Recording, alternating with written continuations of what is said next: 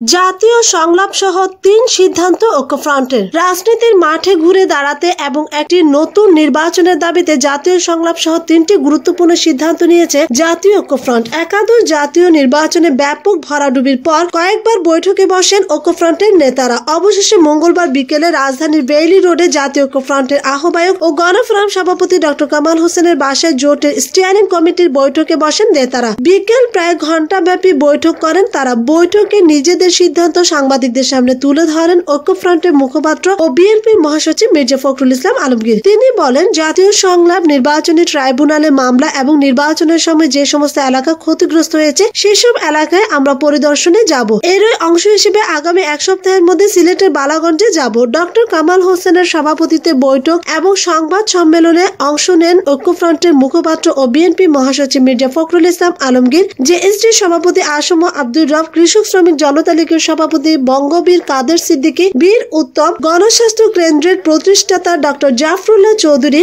নাগরিক ঐক্যের আহ্বায়ক মাহমুদুর রহমান মান্না, শহীদুল্লাহ কায়সার প্রমুখ। এবার ভিন্ন প্রসঙ্গ, ইনুর অসুস্থতা নিয়ে যা বলেছে দল। সাবেক তথ্যমন্ত্রী হাসানুল হক ইনুর শারীরিক অসুস্থতা ও হাসপাতালে ভর্তি হওয়া নিয়ে গণমাধ্যমে প্রকাশিত খবরগুলোকে অতিরঞ্জিত বলেছে তার দল জাতীয় সমাজতান্ত্রিক দল জাসদ। ক্ষমতাসীন আওয়ামী লীগের শরিক এই দলটি জানিয়েছে তাদের সভাপতি হাসানুল হক ইনু সুস্থ রয়েছেন এবং আজ মঙ্গলবার সকাল থেকে নিজের বাসায় দলীয় কার্যক্রম পরিচালনা করছেন। সোমবার বিকালে বঙ্গভবনে নতুন সরকারের মন্ত্রী পরিষদের শপথ অনুষ্ঠানে ইনুর অনুপস্থিতির প্রেক্ষাপটে বিভিন্ন সংবাদ মাধ্যমে তার অসুস্থতার খবর আসে। কোন সংবাদ মাধ্যম ইনুর গুরুতর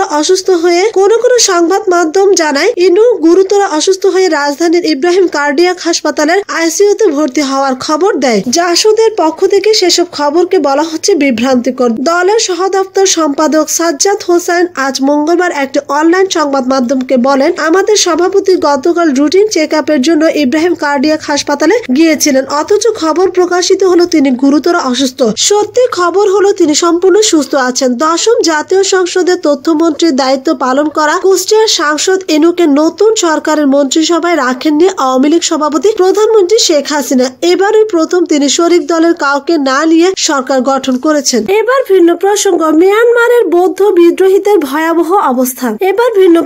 মিয়ানমারের বৌদ্ধ বিদ্রোহীদের ভয়াবহ হামলায় 13 পুলিশ নিহত।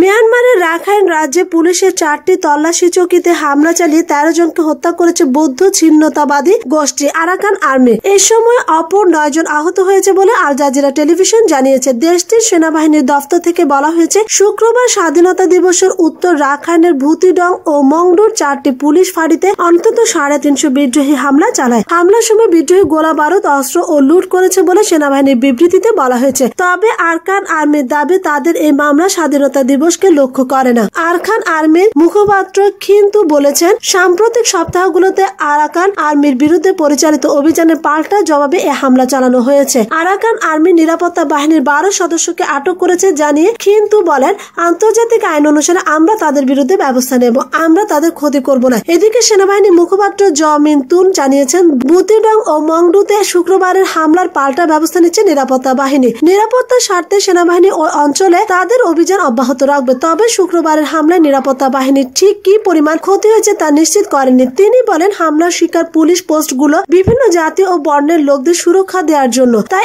এগুলোতে হামলা করা উচিত না। এবার ভিন্ন প্রসঙ্গ, কাউকে মন্ত্রী করার শর্তে 14 দলীয় জোট করা হয়নি। শরিক দলের কোন নেতাকে মন্ত্রী পরিষদে স্থান দেওয়ার শর্তে 14 দলীয় জোট গঠন করা হয়নি বলে মন্তব্য করেছেন আওয়ামী লীগের সাধারণ সম্পাদক ও সড়ক মন্ত্রী ওবায়দুল কাদের। গতকাল সোমবার সচিবালয়ে নতুন মন্ত্রিসভায় শরিকদের মন্ত্রিত্ব না পাওয়ার বিষয়ে সাংবাদিকদের প্রশ্নের জবাবে তিনি এ মন্তব্য করেন। রোববার প্রধানমন্ত্রী সহ 47 সদস্যের মন্ত্রী পরিষদের নাম ঘোষণা করা হয়েছে। এবার আওয়ামী লীগ নেতৃত্বাধীন 14 দলীয় জোট শরিকরা বাদ পড়েছেন। অন্যান্য বারের মতো এবারও মন্ত্রী পরিষদের শরিকদের প্রতিনিধিত্ব থাকবে। এটা বিভিন্ন গণমাধ্যমে নানাভাবে আলোচনায় ছিল, কিন্তু মন্ত্রী পরিষদের সদস্য হিসেবে শপথ নেওয়ার জন্য ডাক পাওয়ার তালিকায় শরিকদের কারো নাম না থাকায় অনেকে অবাক হন। প্রাথমিক প্রতিক্রিয়া শরিক দলের ঊর্ধ্বতন নেতারা গণমাধ্যমকে বলেছেন, বিষয়টি সম্পর্কে তারা অবগত নন। পাশাপাশি সময় এখনো ফুরিয়ে যায়নি বলেও মন্তব্য করেন তারা। এ অবস্থার মধ্যে গতকাল সোমবার সচিবালয়ে আওয়ামী লীগের সাধারণ সম্পাদক সাংবাদিকদের এক প্রশ্নের জবাবে বলেন, 14 দলীয় জোট কাউকে মন্ত্রী করার শর্তে গঠন করা হয়নি। মন্ত্রী হলে জোটে আছি, না হলে নাই, বিষয়টি এমন নয়। আর তাছাড়া 5 বছর অনেক বড় সময়, এর ভেতরে অনেক রদবদল হতে পারে। তখন জোট থেকে বা দলের ভেতর থেকে অনেকেরই ডাক পড়তে পারে। দলের জ্যেষ্ঠ ও প্রভাবশালী নেতাদের মন্ত্রিপরিষদ থেকে বাদ পড়া প্রসঙ্গে ওবায়দুল কাদের বলেন, আমাদের দলের প্রভাবশালী ও জ্যেষ্ঠ নেতাদের এখন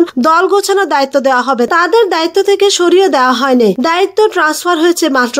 দল যাতে সরকারে হারিয়ে না যায়, জ্যেষ্ঠ ও পোড় খাওয়া নেতারা সে দায়িত্ব পালন করবেন। একটি স্মার্ট ও আধুনিক সরকারের পাশাপাশি দল যদি গতিশীল হয় তাহলে স্কোর করতে সুবিধা, বলেন আওয়ামী লীগের সাধারণ সম্পাদক। মন্ত্রী না হয় তাদের মনে কোনো কষ্ট আছে কিনা জানতে চাইলে ওবায়দুল কাদের বলেন, মন্ত্রিসভা থেকে বাদ গেলে মনে কষ্ট পাওয়া স্বাভাবিক। আমাকে বাদ দিলে আমিও কষ্ট পেতাম। তবে প্রধানমন্ত্রী যেটা করেছেন সেটা সরকার, দেশ, জাতি ও দলের ভালোর জন্য করেছেন। মন্ত্রী না হয় তাদের মধ্যে কষ্ট আছে বলে মনে হয় না। এবার ভিন্ন প্রসঙ্গ। ভোটের পর ধারের চাপ নেই ব্যাংকগুলোর। নির্বাচনের আগের কয়েকদিন ব্যাংক থেকে নগদ টাকা তোলার ব্যাপক হিড়িক পড়ে। চাপ সামলাতে অনেক ব্যাংক নিয়মিত ধর্ণা দিচ্ছিল কেন্দ্রীয় ব্যাংক ও আন্তঃ ব্যাংক মুদ্রা বাজারে। ভোটের পর এখন বাড়তি চাপ না থাকায় পরিস্থিতি স্বাভাবিক পর্যায়ে এসেছে। ধারের পরিবর্তে অনেক ব্যাংক বাড়তি টাকা বাংলাদেশ ব্যাংক বিলে স্বল্প মেয়াদে বিনিয়োগ করতে আসছে। একাদশ জাতীয় সংসদ নির্বাচনের আগের দিনগুলোতে কলমানি ও বাংলাদেশ ব্যাংক থেকে দৈনিক গড়ে প্রায় 8,000 কোটি টাকা ধার নিচ্ছিল বিভিন্ন ব্যাংক। ব্যাংক ক্লোজিং এর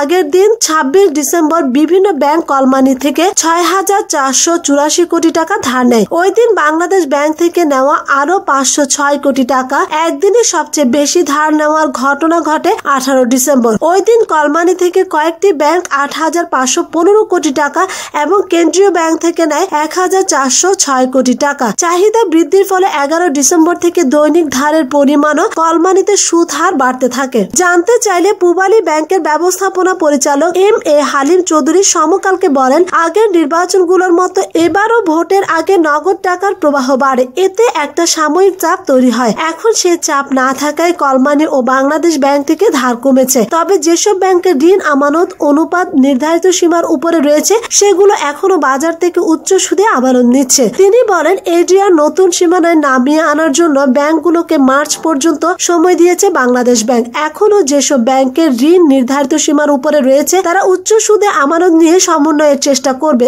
এতে সুদ হার বাড়তে পারে বলে তার ধারণা। নির্বাচনের আগে প্রায় প্রতিদিন গড়ে 8,000 কোটি টাকা ধার নিচ্ছিল বিভিন্ন ব্যাংক। এতে কলমানির সুদ হার সামান্য বেড়ে যায়। 27 ডিসেম্বর বছরের শেষ লেনদেনে কলমানির গড় সুদ হার 4.61% উঠেছিল। এর আগে 11 ডিসেম্বর কলমানির গড় সুদ হার ছিল 3.82%। ওই দিন কলমানিতে মোট 7,466 কোটি টাকা লেনদেন হয়। ভোটের পর গত রোববার 4.15% নেমেছে। ওই দিন কলমানি থেকে ধারের পরিমাণ 5,017 কোটি টাকা। বাংলাদেশ ব্যাংক থেকে 1 টাকাও ধার নিতে হয়নি। ধার নেওয়ার পরিবর্তে গত 1 জানুয়ারি বছরের প্রথম কর্মদিবসে একটি ব্যাংক 7 দিন মেয়াদি বিলে 100 কোটি টাকা রেখেছে।